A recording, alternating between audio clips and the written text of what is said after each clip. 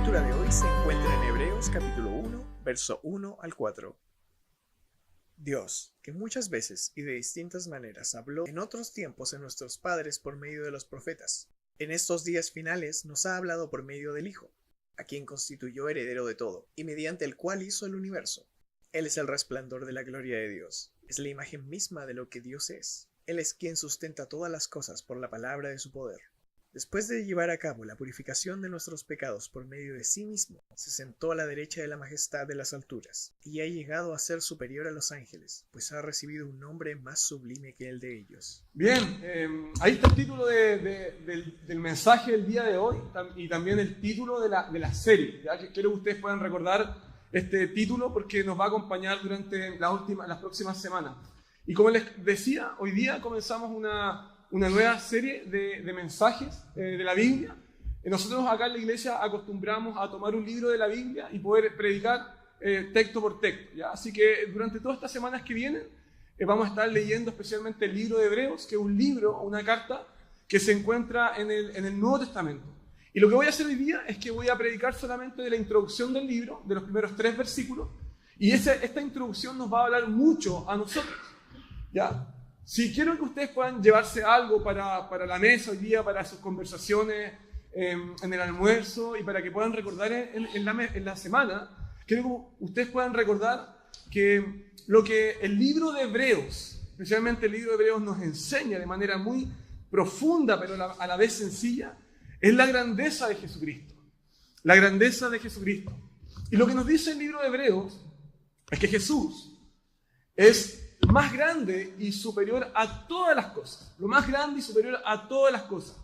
Va a citar a lo más grande y superior a los ángeles, que Moisés, que los sacrificios del Antiguo Testamento, que el templo, el tabernáculo, los símbolos del Antiguo Testamento, que Cristo es superior y más grande a todas esas personas, esas cosas y esos símbolos. De eso es lo que nos va a hablar Hebreos de aquí para adelante. Y esto tiene que ver mucho contigo y con nosotros, porque si tú logras captar el mensaje de Hebreos, en primer lugar, la Biblia va a cobrar mucho sentido para ti. En segundo lugar, tú vas a crecer profundamente en tu conocimiento bíblico, y este conocimiento bíblico lo que va a hacer es que va a proteger tu corazón. Tu fe va a ser aumentada e impactada por el conocimiento de Cristo. Este conocimiento va a poder estallar en tu alma. Tu corazón también va a estar más protegido de las crisis, de las dudas y de los cuestionamientos. Así que el libro de Hebreos es un precioso regalo para nuestra iglesia durante las próximas semanas. Si a ti, por ejemplo, se te ha hecho difícil leer el Antiguo Testamento o es como la dimensión desconocida, si tú quieres, por ejemplo, entender el Antiguo Testamento, sus personajes, sus símbolos, sus eventos, el libro de Hebreos funciona como una especie de maestro-intérprete, que juntos te pueden enseñar todo lo que aparece allí, para que tú tengas un correcto entendimiento de la fe cristiana. Entonces, de alguna manera, Hebreos es como la clave, la llave para poder entender toda la Biblia. Si tú, por ejemplo, vas al libro de Hebreos, el libro de Hebreos te dice, por una parte, que Jesús es Dios. Pero Hebreos al mismo tiempo te dice la importancia de que Jesús sea hombre. Por un lado te dice que es 100% Dios, por otra parte te dice que es 100% hombre. Y esto es importante para nuestras vidas. Y la razón de eso es porque si tú entiendes y comprendes la humanidad de Cristo, que Dios se hizo carne y hueso, tú te darás cuenta que Cristo no es solamente un Salvador, sino que es un Salvador que te comprende, un Salvador que te entiende, que comprende tus tentaciones, no que las avala, sino que entiende cómo tú eres tentado y al mismo tiempo entiende tus debilidades. Un Salvador que es como uno de nosotros, pero sin pecado. Así que eso, sencillamente en 3 minutos, es un breve y sencillo resumen del libro de Hebreos. Entonces hoy día les quiero dar 2 razones de por qué Jesús es más grande que todas las cosas. Y tú lo puedes ver al inicio del libro.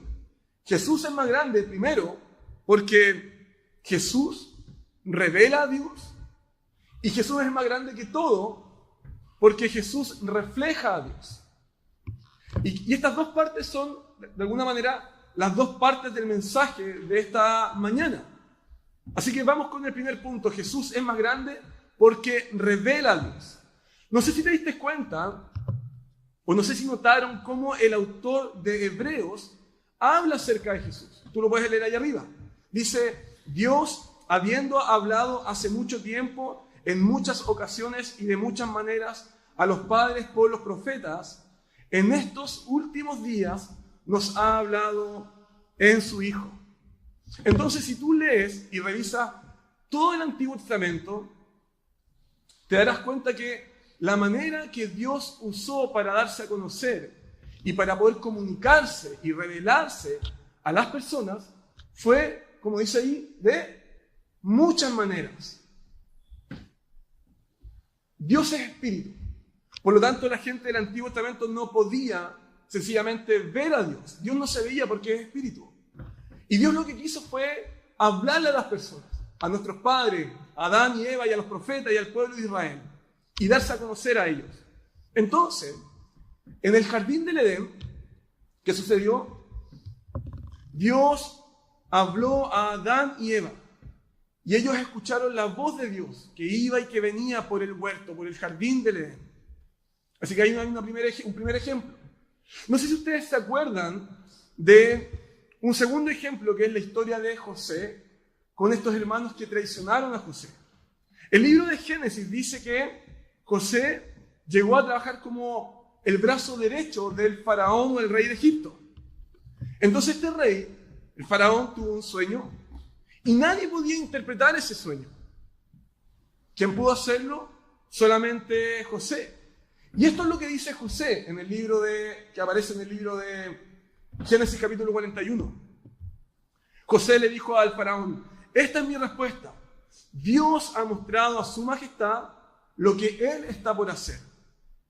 Entonces Dios le dio a conocer al faraón lo que iba a pasar en el futuro, los próximos días, esta hambruna, por medio de la sabiduría de José.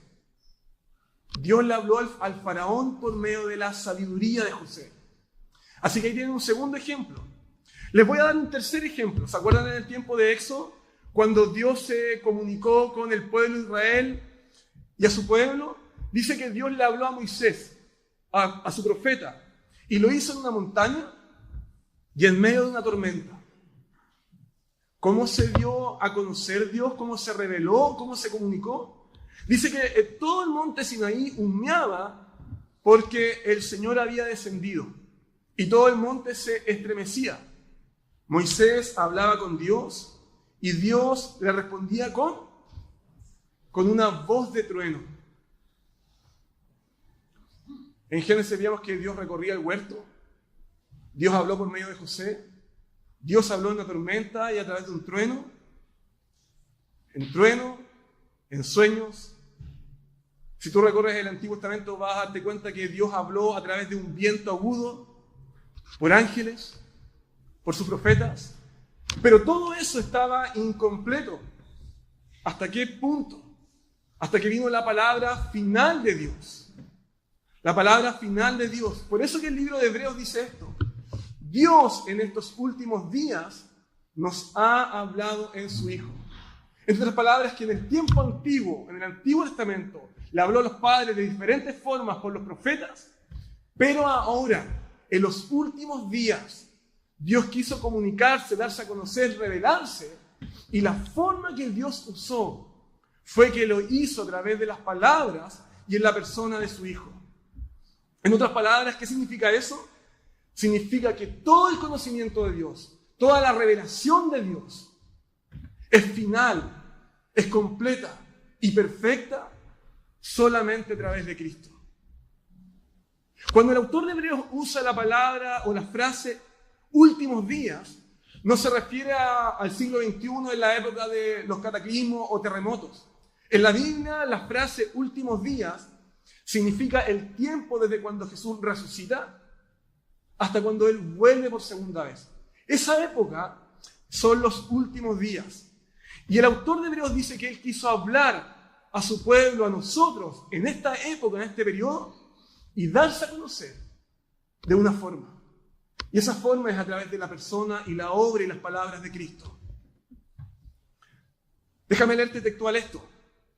Juan Calvino, el reformador, dijo lo siguiente: ya no hay razón para esperar una nueva revelación, porque lo que Cristo trajo no fue algo eventual, sino definitivo. Entonces, en otras palabras, esta es la idea, mis queridos amigos. Lo definitivo, lo completo, lo real, lo exacto, lo final, solamente lo podemos conocer en la persona y las palabras de Cristo. En otras palabras, Dios no va a ir más allá de Cristo. No va a ir más allá de Cristo. Porque Cristo es la revelación final de Dios. Ahora Jesús dijo lo siguiente: no piensen ustedes que he venido para abolir la ley o los profetas. No he venido para quitar el Antiguo Testamento, para meterlo en un cajón, un estante. No he venido para desecharlo, sino que he venido para poder cumplirlo. En otras palabras, esto significa que Cristo no solamente vino a traer la palabra definitiva de Dios, Él no solamente la completa, no solamente Él comunica la palabra, no solamente trae la palabra. Jesús es la palabra de Dios. Es la palabra de Dios hecha un humano, hecho carne. En otras palabras, todos los eventos del Antiguo Testamento, todas las formas, las figuras, los sacrificios, los símbolos, los personajes, aunque con pecado, se ven cumplidas perfectamente en la persona de Cristo. Un ejemplo de eso, por ejemplo, es el sacrificio de Abel. ¿Se acuerdan la historia de Caín y Abel? Cuando Caín llevó una ofrenda a Dios y su ofrenda fue detestable, imperfecta, pero hubo un hermano menor que llevó su ofrenda de manera perfecta y que le agradó a Dios. ¿Y qué es lo que dice el texto bíblico? Que Caín sacrificó a su hermano Abel. Y después, más adelante, en el libro de Hebreos, nos dice que la sangre de Jesús nos habla mejor que la sangre de Abel. En otras palabras, Cristo es un mejor Abel, porque no solamente Él fue sacrificado, su ofrenda fue justa, agradable, perfecta delante de los ojos del Señor. Y cuando fue sacrificado, a diferencia del primer Abel, el segundo Abel, que Jesús se levantó entre los muertos para darnos vida eterna. Así que el texto de Caín y Abel nos habla de un cumplimiento en la persona de Cristo. Y yo creo que esta es una de las grandes diferencias entre el cristianismo y otros sistemas religiosos. Por ejemplo, otros sistemas religiosos, otras formas de nuestra sociedad que promueven la religiosidad, te dicen lo siguiente: pastores, profetas, como tú quieras llamarle, líderes, gurúes espirituales, te dicen lo siguiente: tú me necesitas para poder tener una interpretación correcta de la Biblia y poder conocer a Dios. Tú necesitas las tradiciones, mis formas, las experiencias para poder conocer a Dios. Cristo no es suficiente para poder conocer a Dios, para poder interpretar a Dios. Tú tienes que sumarle. Tú tienes que sumarle experiencias, tradiciones, libros, formas, para poder conocer a Dios y poder tener una buena experiencia en tu vida cristiana. Pero eso no es lo que dice la Biblia. ¿Acaso Juan no dice: y la palabra se hizo carne y habitó entre nosotros y vimos su gloria, llena de gracia y verdad? Así que aquí está el llamado, mis queridos amigos y hermanos, para nuestra vida. Dios quiso hablarte, Dios quiso hablar a nuestra iglesia, a nuestras vidas. Dios se dio a conocer de una manera completa y definitiva en Jesús. Entonces la pregunta que yo les hago esta mañana es: entonces, ¿qué más necesitan? Si tú tienes su palabra, tienes a Cristo y tienes su Espíritu Santo, ¿por qué tienen dudas? ¿Por qué están tan inseguros? ¿Por qué están esperando una experiencia mística para poder conocer la voluntad del Señor? ¿Por qué esperan una señal? ¿Por qué están indecisos? y no están aún seguros en su vida cristiana. ¿Saben qué? A lo largo de todos estos años yo converso con gente acerca de sus creencias y hay gente que no toma en serio el Antiguo Testamento, no toma en serio las palabras de Cristo ni el Nuevo Testamento. Esas personas piensan que ellos pueden conocer a Dios, pueden conectarse con Dios, pueden disfrutar a Dios, no tomando en serio las palabras de la Biblia. Dicen, ¿sabes qué, Cristian? Mira, mi vida cristiana, mi vida espiritual, yo soy un hombre de iglesia, alguien que me gusta hacer lo correcto, alguien que me gusta hacer las cosas bien, pero esta cosa de los estudios bíblicos, los devocionales, escuchar la Biblia, las predicaciones, eso se lo dejo a otras personas. Yo creo en Dios, tengo mi fe, creo en Jesús, pero hay cosas del Antiguo Testamento que yo definitivamente me cuesta creer. Hay ciertas cosas en la Biblia que a mí no me importan. ¿Y sabes qué? Prefiero dejarlo ahí y vivir mi vida cristiana, orar, venir a la iglesia, hacer el bien, ese tipo de cosas. Esas cosas me importan.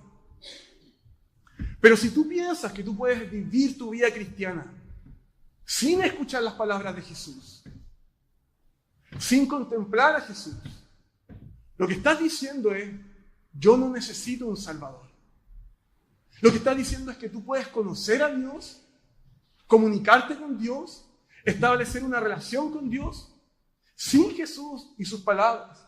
Lo que estás diciendo, en otras palabras, es que tú eres tu propio Salvador, que tú no lo necesitas a Él. Les voy a decir esto de otra manera. Si tú no estás conociendo, no estás conectando tu vida con Dios por medio de las palabras de la Biblia, con Jesús, si tú estás tratando de vivir tu vida cristiana de esta forma, tu vida va a ser una vida caracterizada por inseguridad, crisis, duda.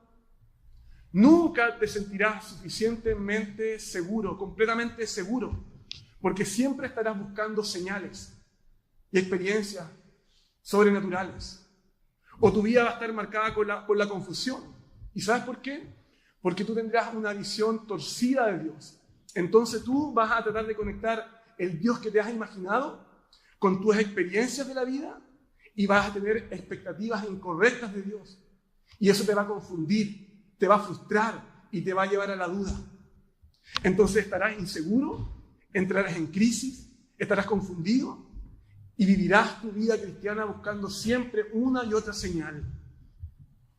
Queridos amigos y hermanos, si Cristo no hubiese venido, nunca hubieran podido conocer perfectamente a Dios.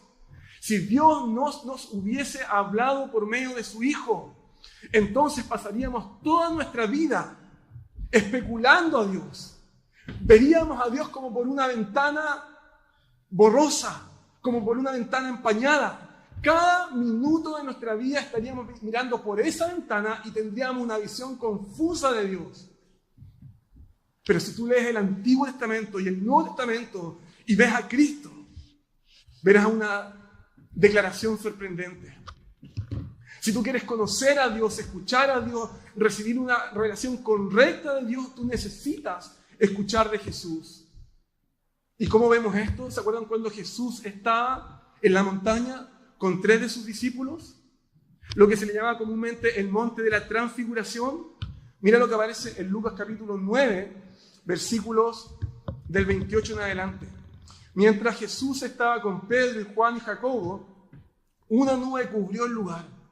Entonces desde las nubes se oyó una voz de Dios que decía: este es mi Hijo amado, escúchenlo a Él. Escúchenlo a Él. Dios nos habló de forma definitiva por Jesús. Y de esa forma podemos estar seguros de que conocemos a Dios, escuchamos a Dios, tenemos una relación real, profunda y correcta con Dios, solamente a través de Jesús. Así que ahí está el primer punto. El segundo punto es que Jesús es más grande porque Jesús no solamente revela a Dios, sino que Jesús refleja a Dios. Y eso tú lo puedes ver en los versículos del 2 al 3. ¿Notaste que el autor de Hebreos te dice de diferentes maneras la doctrina de la divinidad de Cristo? La doctrina de que Jesús es Dios. a quien constituyó heredero de todas las cosas, por medio de quien hizo también el universo. Él es el resplandor de su gloria y la expresión exacta de su naturaleza, y sostiene todas las cosas por la palabra de su poder. ¿Sabes qué? Muchas veces, cuando yo converso con personas que vienen llegando recién a la iglesia o gente que se integra a los nuevos grupos, muchas veces a esas personas les cuesta ver que Jesús es Dios. Y esta parte es un buen lugar para poder entender que Jesús es Dios. Y lo que hace el autor de Hebreos es que te dice esto de 5 maneras diferentes. Número 1, te dice que Jesús es el heredero de todas las cosas de su Padre. Número 2, te dice que Jesús es el creador del universo, que existía antes de que el mundo fuera creado. Número 3, te dice que Cristo no solamente es el creador, sino que es el sustentador de este universo, que Él sustenta el universo con las palabras de su poder. Número 4, te dice que Cristo es el resplandor de la gloria de Dios. Y número 5, nos dice que Jesús es la expresión exacta de la misma naturaleza, esencia o sustancia de Dios.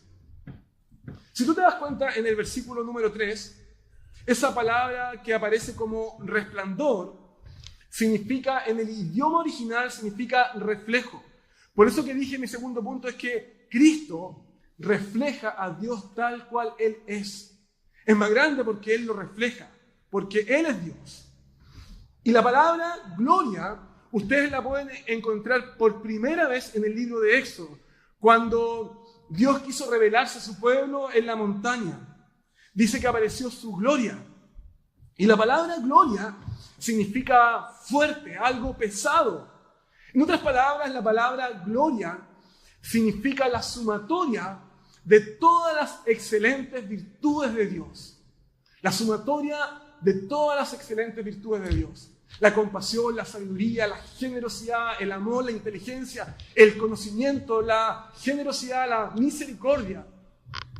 Todo. Y podríamos seguir durante toda la mañana hablando de sus virtudes. Entonces en la Biblia, la palabra gloria es expresada como una luz que deja ciego a alguien. Y Jesús es el reflejo exacto de todas las virtudes de Dios. Entonces cuando yo hablo con las personas, con nuevas personas que están llegando a conocer a Dios, y yo les pregunto, ¿quién es Jesús para ti? Muchas personas me dicen, ¿sabes qué? Jesús es mi guía, o Jesús es mi consejero. Jesús para mí es un buen maestro. Y algunos responden que Jesús es el Hijo de Dios. Y claramente Jesús es un profeta, el más grande profeta. Jesús es el Hijo de Dios. Y Jesús fue el maestro, el mayor maestro jamás conocido. Porque Él fue la doctrina de Dios hecha carne. Pero ¿sabes qué? Muy pocas veces he escuchado a alguien decir que Jesús es Dios. ¿Quién es Jesús para ti? Jesús es Dios. Jesús es Dios. Y el autor, un erudito del Nuevo Testamento, que ha escrito muchos libros, comentarios bíblicos, y que escribe un comentario del libro de Hebreos, se los voy a leer, dice lo siguiente: así como la imagen de una moneda corresponde exactamente al patrón de su matriz, el Hijo de Dios es la imagen misma de lo que Dios es. Jesús, el Hijo de Dios, es la imagen misma de lo que Dios es. Voy a darte otro ejemplo. Muchos de ustedes usan computadores y han tenido que imprimir imágenes digitales.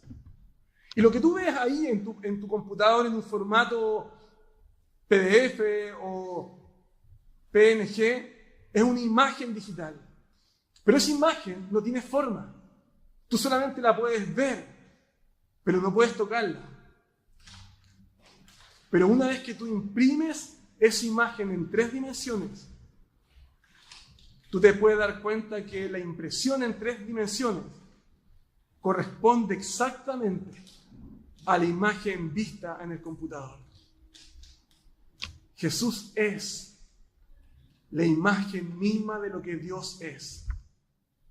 Así que aquí está mi punto principal, mis queridos hermanos, mi segundo punto principal. ¿Quién es Jesús para ti?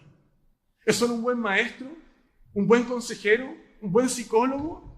alguien que te enseña buena teología, un buen curso bíblico, una buena doctrina. ¿Quién es Jesús para ti? ¿Un buen psicólogo o psiquiatra que te da buenos consejos, sanos consejos? ¿Quién es Jesús para ti? ¿Alguien importante en tu vida? ¿Alguien importante, una parte importante de tu vida? ¿Sabes qué? Antiguamente se creía que el sol giraba en torno a la Tierra. Pero años más tarde, los científicos descubrieron que no era el sol que giraba en torno a la Tierra, sino que era la Tierra que giraba en torno al sol. Y eso era la verdad. La Tierra gira en torno al sol, ¿lo ves? Si Jesús no es Dios, entonces Él puede seguir girando en torno a tu vida. Es solamente una buena historia, un buen relato. Todo puede seguir igual. Él girando en torno a ti. Pero la verdad es que Jesús es Dios. Jesús es Dios. Entonces tu vida debe girar en torno a Dios. Tu vida debe cambiar. ¿Y sabes por qué? Porque Él refleja a Dios. Porque Él es la misma imagen perfecta, exacta de lo que Dios es. Porque Él es el creador. Porque Él es el sustentador, el heredero de todas las cosas. Y Juan lo escribe en el Evangelio en el capítulo 17, de verso 10. Estas son las palabras que Jesús mismo le dijo a su Padre. Ahí está.